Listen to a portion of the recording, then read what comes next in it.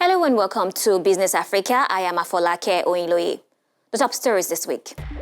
Your most authoritative news channel in Africa, Africanews, is 1 year old. On the program, today we will recap the best highlights of Business Africa.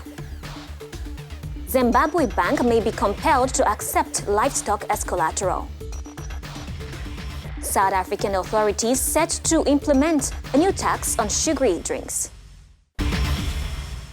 Africanews is celebrating its 1 year anniversary. Business Africa has been your #1 business news program on the continent. To share some of those memorable moments with you, here are the best highlights of the program in the past year. After what was a tough 2016 for African economies, optimism is low in 2017, with most countries in the continent set to face a period of more austerity. Is the franc CFA outdated or not? The controversy surrounding its current use in Francophone African countries heightened, calling for a review. On Business Africa, I sat down with the president of African Development Bank and asked him of his views. The CFA has actually served them well, in the sense that it has helped to be able to allow them to keep inflation down. If you look at the situation today in CFA zone versus non-CFA zone, the inflation in the CFA zone is much lower, and that's because of the stable currency that you have pegged to the euro, and that's been good for them. Half of the companies surveyed by the French Council of Investors in Africa expect an increase in their turnover in 2017. A drop in raw materials and oil prices, droughts, political uncertainties, and a collapse in tourism receipts are among the factors that have affected the economies of at least 15 countries. With a relative increase and stability in oil prices today, enterprises legitimately think that business will pick up again.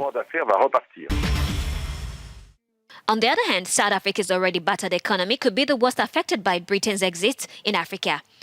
As some forecast, if the UK falls into a technical recession, that could reduce trade and investment between South Africa and the UK. However, Nigeria is Africa's largest economy, according to Bismek Rowan, a financial analyst, is not facing an immediate risk following the Brexit vote due to its low volumes of exports with the UK. It's kind of neutral because the African countries' economies are pretty well diversified, the trade is diversified, and Britain is not a major importer of African commodities as such. So for Nigeria, for example, Nigeria does not sell oil to Britain, does not sell LNG to Britain, and sells only a limited amount of cocoa. So in terms of our export destinations, it doesn't affect Nigeria. And now to Central Africa, a Congolese entrepreneur was on the spotlight earlier this year. Rachel Kambela intends to promote sakasaka, a Congolese dish made from cassava leaves. After the harvest, we pack the raw material, she says. We then hit the road back to our premises in Brazzaville. The mixture is then cleaned, and after grinding, it is pre-cooked and then passed to the conditioner. After the labeling, it is finally passed to conservation. Apart from sakasaka leaves, which constitute its flagship product, Rachel Kambela intends to expand the activity in other local products and commodities such as peanuts, cassava tubers, and chili. Michael DB, Africanews business journalist, is a co-producer of the program, is here to tell us what the production team has in store for the viewers in the coming years. Good to have you on the camera. You're always working behind the scene. Thank you for having me around, Folake. Business Africa is undoubtedly the most watched Pan-African business program, and it wouldn't have happened without the team.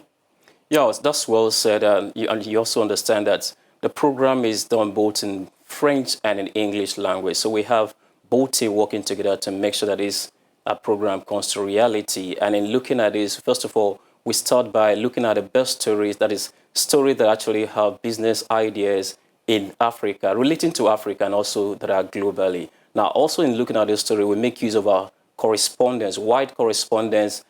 We have about Africanews can actually boast about 60 correspondents that are based in all parts of Africa, and some of them globally.